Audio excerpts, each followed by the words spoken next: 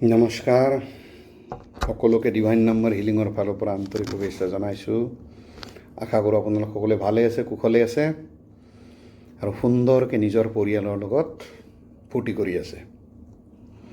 আজি অকণমান ছাত্ৰ ছাত্ৰী ল'ৰা ছোৱালীৰ বিষয়ে অকণমান কথা এটা ডিছকাশ্যন কৰিবলৈ ওলাইছোঁ, যিখিনি মই যোৱা 8-10 দিনৰ ভিতৰত প্ৰেক্টিকেলি ফেচ কৰিছোঁ। আৰু মই সদায় চেষ্টা কৰোঁ যিখিনি বস্তু মই মোৰ চেণ্টাৰত ফেচ কৰোঁ সেই কুৱেশ্যন বা সেই কথাখিনিৰ ওপৰতেই মই কিবা এটা ইয়াত ক'বলৈ চেষ্টা কৰোঁ, চ' ডেট আমাৰ মেম্বাৰ্ছখিনিও সেইখিনি কথা কিছু পৰিমাণে উপলব্ধি কৰিব পাৰে বা জানিব বুজিব পাৰে। মই সুভাষ ভট্টাচাৰ্য, বেচিকেলি বাই প্ৰফেশ্যন মই এজন ইঞ্জিনিয়াৰ আৰু এতিয়া মই বিজনেছমেন। চ' ভাৰতবৰ্ষৰ বিভিন্ন ঠাইত বিভিন্ন কৰ্পৰেটত প্ৰায় 18-19 বছৰ কাম কৰি থাকি লগতে এই এষ্ট্ৰলজি, নিউমাৰলজি, বাস্তু এইবিলাকৰ ওপৰত অধ্যয়ন কৰি বা বিভিন্ন ধৰণে শিকি বিভিন্ন চ'ৰ্চত মই এতিয়া চেষ্টা কৰোঁ যে আমাৰ বৈদিক নিয়ম কানুনবিলাক, বৈদিক প্ৰথাবিলাক, যি ধৰণে আমাৰ এষ্ট্ৰলজি, নিউমাৰলজি সৃষ্টি হৈছিল, সেই বস্তুবিলাক কেনেকৈ বৈজ্ঞানিক দৃষ্টিভংগীৰে আমি মিলাই লৈ তাৰ পৰা এক্সট্ৰেক্ট কৰি বস্তুখিনি যিখিনি আমি ল'ব লগা যেন বুলি ভাবোঁ সেইখিনি বাহিৰ উলিয়াই কেনেকৈ আপোনালোকক সেই সম্বন্ধে দুআষাৰ ক'ব পাৰোঁ তাৰ চেষ্টা কৰোঁ বা তাৰ এটা চলিউশ্যন পাওঁ নেকি তাকেই বিচাৰোঁ।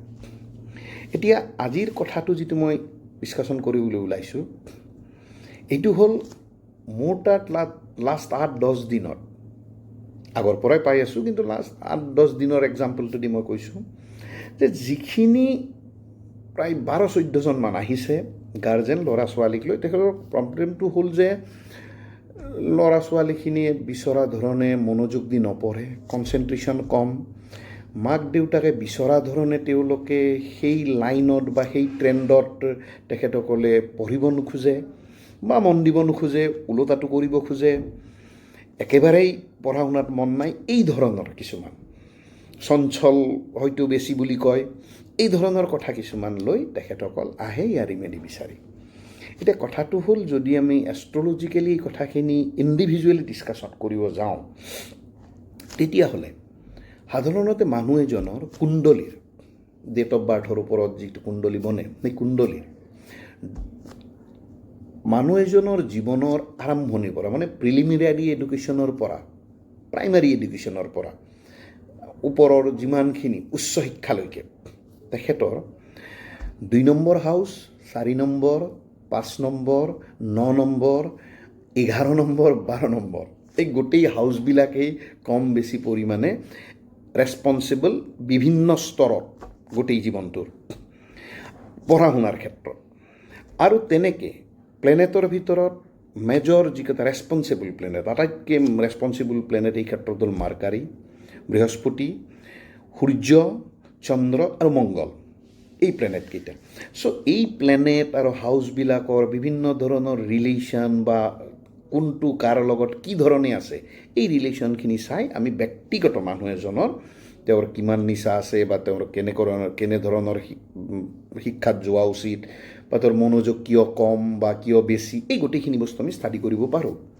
কিন্তু ধৰি লওক আপুনি কোনোবা এজন আপোনাৰ ল'ৰা এজনৰ কুণ্ডলীৰ বিষয়ে হয়তো সজাগ নহয় বা তেওঁৰ কুণ্ডলীটো কনচাল্ট কৰা নাই আজিলৈকে, বা ক'ৰবাত কনচাল্ট কৰিছে যদিও কোৱা ধৰণে আপুনি ৰিজাল্ট পোৱা নাই, এনেকুৱা ক্ষেত্ৰত আপুনি কি কৰিব, সেই কথাখিনি যিখিনি জেনেৰেল কৰিবলগীয়া কথা, ব্যক্তিগত কুণ্ডলীৰ ওপৰত যিখিনি প্ৰতিকাৰ ল'ব বা তেওঁৰ ব্যক্তিগত কুণ্ডলী কি কয় সেই ধৰণে কৈ যিখিনি ল'ম, সেইখিনি বেলেগ। এই যে আপোনাৰ ল'ৰা ছোৱালী বা এজ এ গাৰ্জেন আপুনি বিচৰা ধৰণে বস্তু এটা হয়তো পোৱা নাই বা বিচৰা ধৰণে মনোযোগ দিব পৰা নাই ল'ৰা ছোৱালীটোৱে, বা বিচৰা ধৰণে সেই পাৰ্টিকুলাৰ ইভেণ্টছটোত বা সেই পাৰ্টিকুলাৰ শিক্ষাটোত মনোনিৱেশ কৰিব পৰা নাই, তাৰ প্ৰতিকাৰ হিচাপে জেনেৰেল প্ৰতিকাৰ সম্বন্ধে অকণমান আমি আলোচনা কৰিম। এতিয়া কথাটো হ'ল যে মাৰ্কাৰী, বুধ গ্ৰহটো আমাৰ শিক্ষাৰ ক্ষেত্ৰত খুব ভাইটেল গ্ৰহ। বুলি লোৱা যায়।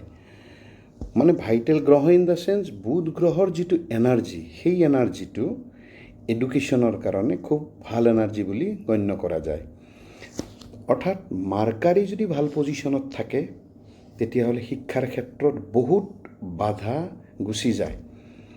আৰু মাৰ্কাৰী ভাল অৱস্থাত থাকিলে সেই মানুহজনৰ প্ৰথম কথা কনচেনট্ৰেশ্যন লেভেল খুব বেছি হয়, আৰু মানুহ এজনক যি শিকোৱা হয় সেই কথাখিনি তেওঁ তাৰ পৰা যিটো ৰিজাল্ট এক্সট্ৰেক্ট কৰে সেইটো খুব সফলভাৱে সেই ৰিজাল্টটো তেওঁ তাৰ পৰা উলিয়াব পাৰে।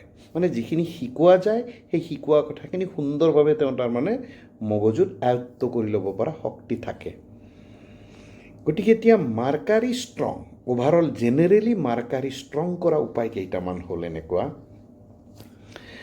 গ্ৰীণ কালাৰ এনাৰ্জি খুব হাইলি ফেভাৰেবল টু মাৰ্কাৰী, গ্ৰীণ কালাৰৰ যিটো এনাৰ্জি। গতিকে প্ৰথম কথা, আপোনাৰ ল'ৰা ছোৱালীক যিটো ৰুমত আপুনি পঢ়িব দিয়ে, এইখিনি জেনেৰেল কথা কৈছোঁ দেই মই, irrespective of kundli, personal kundli effect, সদায় আপোনাৰ ল'ৰা ছোৱালীক যিটো ৰুমত পঢ়িব দিব সেই ৰুমটো আইদাৰ উত্তৰ দিশত হ'ব লাগে, নহ'লে পূব দিশত হোৱা দৰকাৰ, নহ'লে উত্তৰ পূব দিশত হোৱাটো দৰকাৰ, লক্ষ্য ৰাখিব।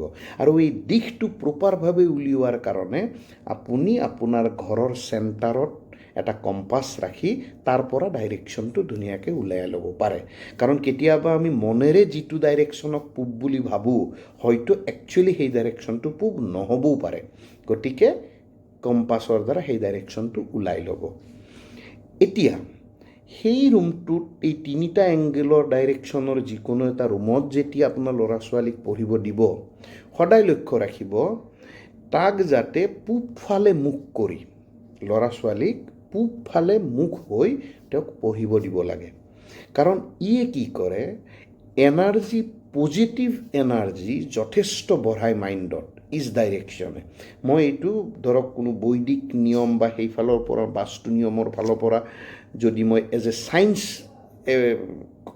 ষ্টেটমেণ্ট ক'ব যাওঁ, ইষ্ট ছাইডৰ এনাৰ্জিয়ে যথেষ্ট পজিটিভ এনাৰ্জি জেনেৰেট কৰে আমাৰ শৰীৰত। আৰু পজিটিভ এনাৰ্জি শৰীৰত জেনেৰেট কৰাৰ লগে লগে মানুহজনে যিটো কনচেনট্ৰেশ্যন লেভেল পাব সেইটো পজিটিভ কনচেনট্ৰেশ্যন পাব। চ' তাৰ কনচেনট্ৰেশ্যন লেভেলটো, ফ্ৰিকুৱেঞ্চিটো বাই ডিফল্ট বাঢ়ি যায় মানুহজনৰ। গতিকে খুব মনোযোগ বহি যায়, মনোযোগটো বেছিকৈ দিব পাৰে পূবফালে বহিলে। আৰু লক্ষ্য ৰাখিব সেই ৰুমটোত যাতে পৰ্দা থাকে বা অন্য ধৰণৰ কিবা টেবুল ক্লথ বা যিখিনি কাপোৰ জেনেৰেলি ব্যৱহাৰ কৰা যায় সেইখিনি যাতে গ্ৰীণ কালাৰৰ হয়। পাৰিলে ৰুমৰ ৱালৰ কালাৰ মাইল্ড গ্ৰীণ কৰিব চেষ্টা কৰিব। দেখিব বাই ডিফল্ট সেই ল'ৰা ছোৱালীহালৰ কনচেনট্ৰেশ্যন বাঢ়ি যাব। যদি নৰ্মেলি কম কনচেনট্ৰেশ্যন দিয়ে নহয়, এইখিনিত তেওঁৰ কনচেনট্ৰেশ্যন লেভেলটো ভালেখিনি আপোনালোকে বঢ়া দেখা পাব। সৰস্বতীৰ বীজ মন্ত্ৰটো আপোনালোকে আমাৰ পেজত ইউটিউব লিংক এটা আছে, সেইটোতো পাব, বা এনেও ইউটিউবত পাব সৰস্বতীৰ বীজ মন্ত্ৰ। সৰস্বতী বীজ মন্ত্ৰটো দিনত যিকোনো টাইমত, মৰ্ণিং হ'লে খুব ভাল, 21 টাইমছ ক'ব দিব, নহ'লে শুনিব দিব।